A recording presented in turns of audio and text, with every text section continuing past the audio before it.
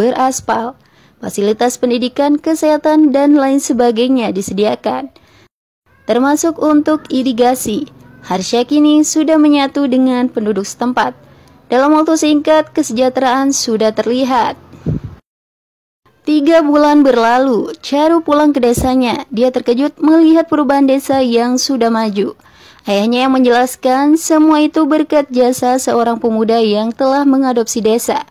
Charu semakin terkejut ketika melihat Harsha berada di rumahnya. Sudah cukup lama tak pernah ada komunikasi. Tiba-tiba dipertemukan dalam situasi yang tak pernah dibayangkan. Melihat apa yang dilakukan Harsha, Charu merasa kegeeran dan juga kepedean. Dia mengira Harsha melakukan semua itu agar dirinya mau menerima cinta Harsha. Suatu malam, Harsha melihat miras dijual bebas.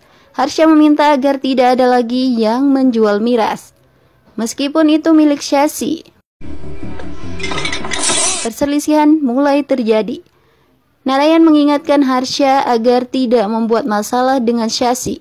Perbuatan baik Harsha saat ini juga pernah dilakukan dulu oleh temannya bernama Rafikan. Shashi menghancurkan kehidupan temannya itu. Ternyata watak Rafikan yang merupakan ayah Harsha dulunya sangat peduli sesama. Rafikan ingin memajukan desa. Dia mengembangkan peternakan sapi perah untuk membantu perekonomian warga. Rafikanlah sosok yang menyadarkan masyarakat agar hidup lebih baik dengan cara bekerja keras dan meninggalkan miras. Kebaikan Rafikan membuat bisnis miras Shashi terganggu. Ratnam yang saat itu belum menjadi menteri meminta Shashi menghentikan Rafikan. Peternakan Rafikan dibakar seolah-olah kecelakaan korsleting. Banyak orang meninggal. Penduduk yang berduka menyalahkan Rafikan dan dianggap tidak bertanggung jawab. Peternakan Rafikan telah menyebabkan kematian warga. Rafikan diusir agar segera meninggalkan desa. Tidak berhenti sampai di situ. Rafikan juga dilaporkan oleh penduduk dengan kasus korsleting. Akhirnya, Rafikan masuk penjara. Perlakuan penduduk membuat Rafikan sangat kecewa.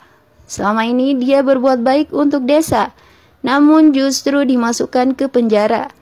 Setelah bebas, Rafikan tidak mau lagi berhubungan dengan penduduk desa dan pergi ke kota. Sikap keras dan dingin Rafikan kepada orang lain karena pengalaman masa lalunya. Air susu yang dia berikan justru dibalas air tuba. Harsha terenyuh mendengar kisah ayahnya. Keesokan hari, Harsha langsung menemui Shashi. Sayangnya tidak banyak yang terjadi karena Menteri Ratnam menelpon Shashi, menginformasikan jika dirinya sudah dipecat dari jabatan menteri. Ratnam akan segera ke desa bertemu Shashi. Ratnam tiba di desa membawa misi. Dia meminta saudaranya Shashi untuk membeli lahan-lahan warga hingga 6.000 hektar. Mengingat dalam waktu dekat pemerintah akan membangun proyek koridor yang nilainya sangat besar. Harga tanah tentu saja akan meningkat drastis. Ratnam dan Shashi bisa mendapatkan keuntungan besar.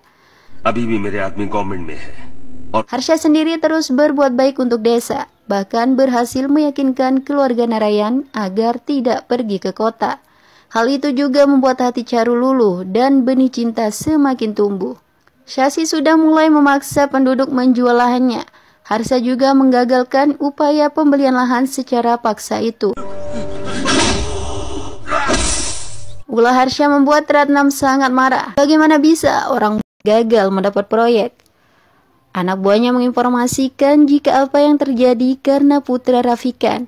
Pemuda itu bahkan berani mengancam ayah Rada, Ratnam. Rada ingin membunuh pemuda itu, namun pamannya Shashi, preman yang menguasai Devara Kota, menelpon. Meminta agar membunuh 2 orang petugas yang akan pergi ke Hyderabad untuk melaporkan kejahatan Shashi di Devara Kota. Sementara ayah Harsha kini memuji anaknya. Meski tidak pernah ke kantor dan tidak mau terlibat bisnis, sudah mampu mendatangkan keuntungan besar bagi perusahaan. Ayahnya ingin Harsha segera menjadi bos mengambil alih perusahaan. Sudah waktunya Harsha, kata Rafikan. Tawaran tersebut kini tidak langsung ditolak oleh Harsha. Dia ingin pergi liburan dulu. Tentu saja ayahnya mendukung penuh. Keliling dunia juga dipersilahkan. Uang cukup banyak untuk berpoya-poya. Ternyata Harsha tidak meminta izin untuk keliling dunia berpoya-poya. Dia pergi ke Devarakota, kampung halamannya yang sudah lama dilupakan setelah pindah ke kota. Kepergian Harsha tanpa sepengetahuan Charu. Dalam perjalanan, bis yang ditumpangi Harsha tidak bisa melintas. Mobil milik Radha dan anak buahnya menghalangi jalan. Mereka akan membunuh 2 orang yang ingin melaporkan Shashi ke pemerintah di Hyderabad. Secara baik-baik, Harsha meminta Radha memindahkan kendaraannya. Namun tidak diindahkan. Anak buah Radha yang sempat dipukul mengenal Harsha. Dialah pemuda yang telah mengancam ayah Radha dan merebut proyek jalan. Tanpa dicari, Radha bertemu sendiri dengan Harsha. Pertarungan terjadi. Radha ingin membunuh Harsha, tapi tidak mudah. Harsha memiliki kekuatan yang tak boleh diremehkan. Radha bahkan dibuat tak berdaya. Akhirnya 2 orang yang ingin dibunuh terselamatkan dan bis bisa berjalan lagi. Harsha melanjutkan perjalanan ke Devarakota. Dia tinggal di sebuah bangunan rumah milik Narayan Rao, ayah Charu. Harsha beralasan dirinya sedang mempelajari desa-desa terpencil sehingga akan tinggal di desa untuk beberapa hari. Bantuan pertama yang diberikan Harsha kepada penduduk setempat adalah biaya untuk membangun kembali sekolah yang sudah ambruk. Awalnya Narayan menolak, tapi akhirnya mau menerima. Di tempat lain, Menteri Venkataratnam menelpon Shashi, menginformasikan jika citranya sedang tidak baik karena ada laporan wilayah Devarakota sengsara. Menteri meminta Shashi berbuat sesuatu agar masyarakat terlihat lebih sejahtera, sehingga dalam pemilu selanjutnya Ratnam tetap bisa menjadi menteri. Tentu saja Shashi kebingungan jika diminta berbuat baik. Ketika Harsha dan penduduk akan mulai membangun sekolah yang telah hancur, Shashi datang. Dia tidak suka dengan kebaikan Harsha, tapi kebaikan itu juga bisa menjadi keuntungan bagi Shashi. Mengingat Menteri Ratnam meminta agar masyarakat bisa terlihat sejahtera, Shashi pun membiarkan perbuatan baik Harsha. Penduduk sangat senang Harsha mau membantu, kemudian meminta lagi agar jalan diperbaiki. Harsha langsung menyanggupinya. Harsha masih ingat perkataan seseorang, jika memiliki kelebihan harta, sebaiknya mengadopsi 1 orang anak. Tapi dengan kekayaan yang dimiliki pemuda ini, bukan hanya mampu mengadopsi anak, 1 desa pun bisa diadopsi. Saya mengadopsi desa ini mulai hari ini.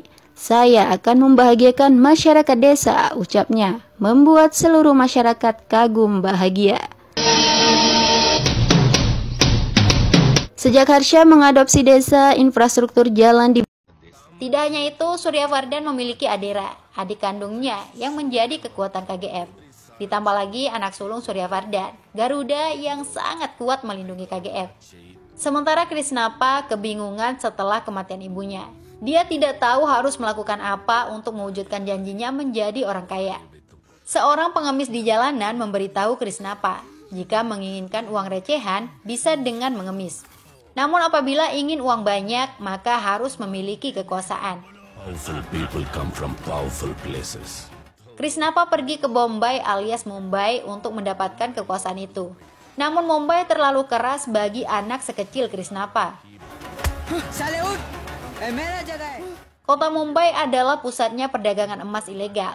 Kota itu dikuasai oleh gangster pimpinan Sethi. Ada pula pengusaha asal Dubai, Inayat Halil, yang selalu mengincar Mumbai untuk dikuasai.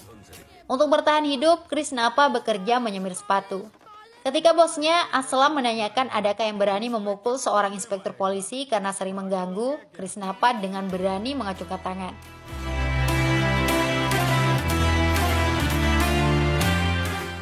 Ambisi menjadi kaya membuat Krishnapa matang sebelum waktunya. Dia memukul inspektur polisi itu dengan botol, lalu kabur melarikan diri bersama teman-temannya. Tiba-tiba Krishnapa berhenti ingin kembali. Inspektur itu harus tahu siapa yang memukulnya. Krishnapa pun memperkenalkan diri, namanya Rocky. Kemudian memukul inspektur itu lagi. Otomatis Rocky ditangkap polisi. Krishnapa mengganti namanya menjadi Rocky, terinspirasi dari merek sebuah perusahaan. Dia ingin namanya menjadi sebuah simbol. Sehingga sejak saat itu Krishnapa dikenal sebagai Rocky.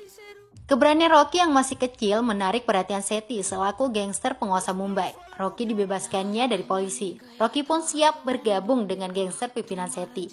Ketika Rocky ditanya apa yang diinginkan sehingga sangat berani, Rocky menjawab menginginkan dunia. Sungguh jawaban luar biasa.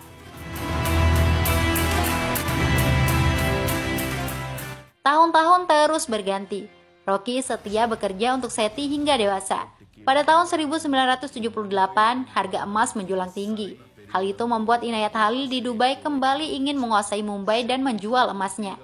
Inayat Khalil bergandengan tangan dengan gangster Dilawar untuk menghabisi kelompok Sethi. Banyak anak buah Sethi dibunuh dan dipenjara. Sethi menjadi stres. Kapal-kapal Inayat Khalil juga akan segera bersandar. Namun masih ada Rocky yang bisa membuat keajaiban. Rocky yang diperankannya sengaja membuat dirinya tertangkap. Dengan begitu, semua anak buah Dilawar datang menemuinya.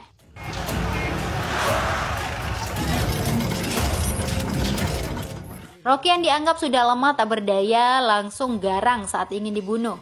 Rocky membantai musuh-musuhnya dengan mudah.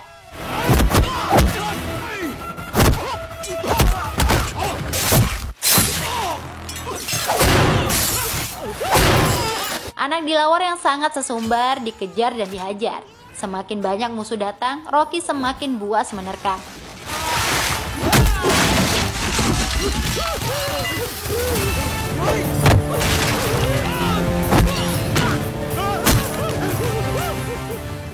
Rocky menggantung anak Dilawar di pelabuhan, sehingga kapal-kapal yang mengangkut emas milik Inayat Khalil memilih kembali. Mumbai tetap di bawah genggaman Sethi. Keberadaan Rocky menjadi kekuatan Sethi untuk terus menguasai perdagangan emas di Mumbai. Rocky diberi tanggung jawab mengawasi emas yang didatangkan dari Afrika. Kehebatan Rocky membuatnya dilirik juga oleh bos Sethi, Andrews, yang merupakan mitra bisnis